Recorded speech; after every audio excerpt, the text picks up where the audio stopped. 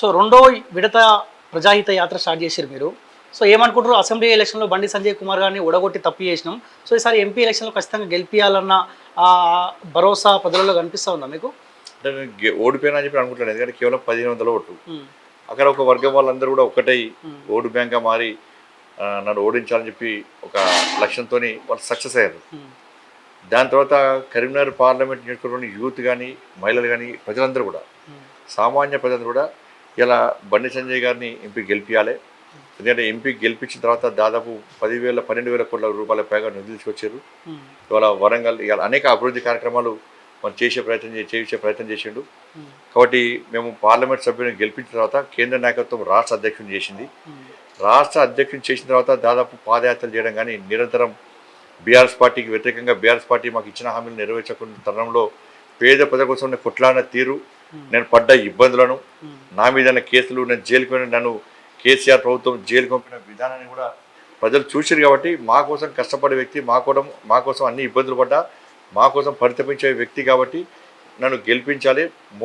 బండి సంజయ్ గెలిపించడం ద్వారా మేము బండి సంజయ్ ఓటేస్తే ఆయన పోయి నరేంద్ర మోడీ గారిని ప్రధానమంత్రి చేయడానికి ఓటేస్తారు. కాబట్టి మేము బండి సంజయ్ గెలిపిస్తామని చెప్పి భారీ మెజార్టీతో గెలిపిస్తామని చెప్పి ప్రజలు ఇలా నాకు అనుకూలంగా నిర్ణయం తీసుకుంటామని. సో ఎందుకు మీ పాదయాత్ర కొన్ని అడ్డంకులు జరుగుతూ ఉన్నాయి? కోడిగుడ్ల దాడి కావచ్చు, లేకపోతే కొంతమంది కావాలని అడ్డుకునే ప్రయత్నం చేస్తారు. కాంగ్రెస్ పార్టీకి వంగరవేనం, పివి నరసింహారావుకు భారత్ ఇచ్చినాం. వాళ్ళ ఇంటికి పోతే వీళ్ళకి వచ్చిన ఇబ్బంది ఏంది? ఇప్పుడు పివి నరసింహారావుకి భారత్ రథ ఇచ్చడం తప్ప, పివి నరసింహారావు గారిని ఆయన కాంగ్రెస్ పార్టీ నాయకుడు, కాంగ్రెస్ పార్టీ ప్రభుత్వంలో ప్రధానమంత్రి 5 సంవత్సరాలు ప్రధానమంత్రిగా నిర్విఘ్నంగా పూర్తి చేసినటువంటి పివి నరసింహారావు గారు. ఆయన బహుభాషా కోవిదుడు అంటారు. ఆయన ఒక కవి, రచయిత, దాంతోపాటు జర్నలిస్టు, ఒక గొప్ప నాయకునిగా ఇవాళ సమాజం ఆయన గుర్తిస్తూ ఉన్నది. తెలుగు రాష్ట్రాలకు సంబంధించిన మొట్టమొదటి ప్రధానమంత్రి, ప్లస్ తెలంగాణ రాష్ట్రానికి సంబంధించి ఇదే జిల్లాకు సంబంధించి ఉమ్మడి జిల్లాకు సంబంధించిన వ్యక్తి. కాబట్టి ఆయన మరణించిన తర్వాత కాంగ్రెస్ పార్టీ ఆయన కనీసం అనే శవాన్ని కాలకుండా ఏ విధంగా అవమానపరిచిందో మనం చూస్తాం. దానికి కారణం ఏందో ఇప్పటికీ కాంగ్రెస్ పార్టీ చెప్పలేకపోతున్నారు.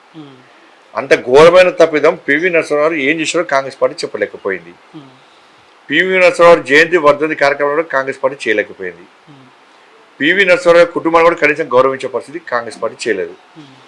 కాబట్టి అటువంటి పరిస్థితిలో వాళ్ళ భారతీయ జనతా పార్టీ నరేంద్ర మోడీ గారు పివి గారిని గుర్తించి వాళ్ళ భారతరత్న ఇచ్చిన తర్వాత కూడా కనీసం సంతోషాన్ని వ్యక్తం చేయలేని పరిస్థితి కాంగ్రెస్ పార్టీ. అక్కడికి మాట్లాడిన వాసు ఇటువంటి బస్సులో వాళ్ళ ఇంటికి పోయి అక్కడ ఉన్న అన్ని విషయాలు పరిశీలించి వస్తుంటే మా కార్యకర్తల మీద కొడుగుడు దాడి చేయడం, అది కాంగ్రెస్ పార్టీ ఆ సంస్కారహీనం ఉన్నటువంటి వాళ్ళ వ్యవహారశైలికి నిదర్శనం. కానీ ఆ విజువల్స్ కోడిగుట్ల దాడి, రాళ్లతో దాడి అయితే మేము కూడా విజువల్స్ చూసినాం.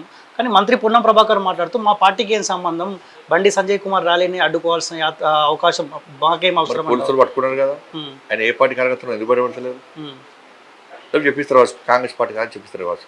ఆ ఊరిలో తెలుసు కదా, ఆ గ్రామ ప్రజలు తెలుసు కదా.